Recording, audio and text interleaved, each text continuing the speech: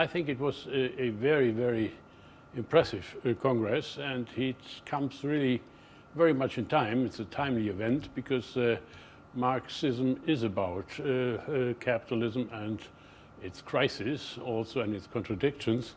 And what we now experiencing is a period of deep contradictions and increasing critical developments.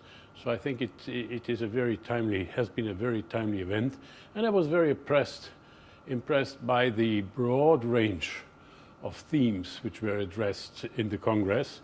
I mean, I'm an economist, but there were not only economists, actually the minority of the participants were economists, and there were so many other themes which are very timely to address also in this period of crisis, the cultural and the debates, the theoretical debates about Marxism. I think they are very, very important because Marxism is not just one thing which has been written and then it's there once and forever, but it is a sort of living organism which is developed through debates and through the struggles, of course, of the people.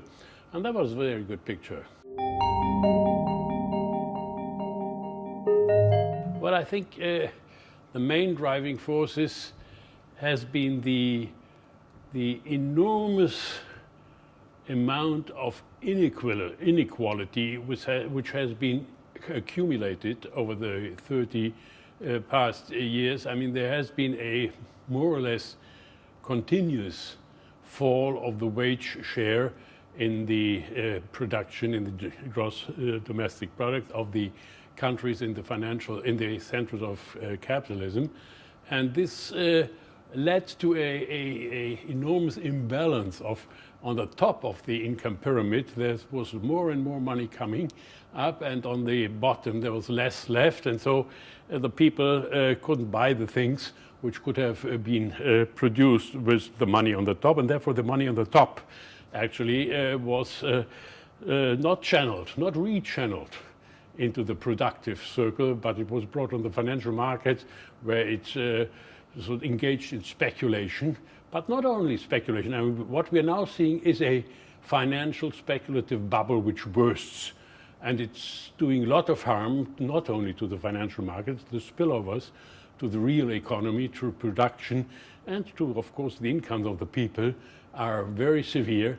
But don't forget that we should never forget that the financial investors, who are the central agents of capitalist development in this period, they have a number of strategies at their disposal, and speculation is just one. The other one is engaging in shareholder activism, that is putting pressure on management and firms to extract more surplus value from the workers and employees. And that brings the profit rate up again, which was falling.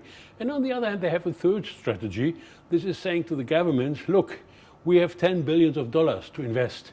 What do you, government, do that we invest them here and not there and there and there? And then the governments are sort of precipitating themselves to make the financial place of the specific country attractive for financial investors by cutting tax rates, by privatizing public services and so on. That is a strategy. And with the bursting of the financial speculative bubble, these strategies have not gone. They will be continued. So we have to do more than just regulating financial markets, which is important.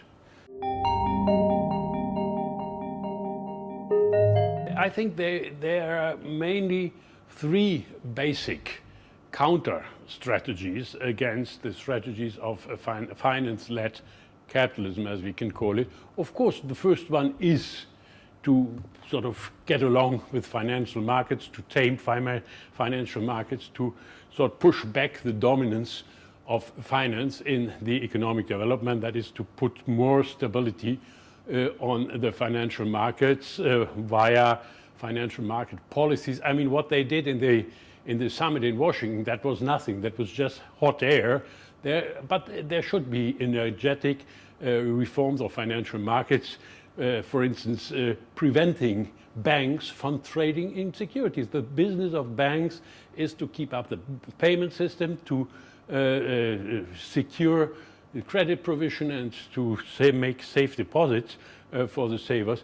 But then, I mean, there is the second strategy is to protect firms and the employees of firms from the sort of exploiting and loitering strategies of financial market and the financial investors. So there must be much more sort of rights, workers' rights, employees' rights in the firms, including a veto rights in the case of takeovers and acquisitions and so on and so on. And the third strategy is to prevent financial investors from blackmailing governments. So saying, well, we don't want that financial investors have an impact on governments and parliaments, and therefore we need much more democracy in economic policy. This has been pushed completely back, and there is this wave of attacks of neoliberalism against the remnants of democracy in economic policy. I think this has to be restored. And the bottom line, actually, is, I mean, to reverse the factors which are at the roots of this finance-led capitalism, and that is the redistribution of income from bottom to top has to be reversed to a redistribution from top to bottom, and the privatization of the pension system, which has also contributed to a huge accumulation of private capital. This has to be reversed. Pension systems have to be made public. Pension systems which are financed through a pay-as-you-go system.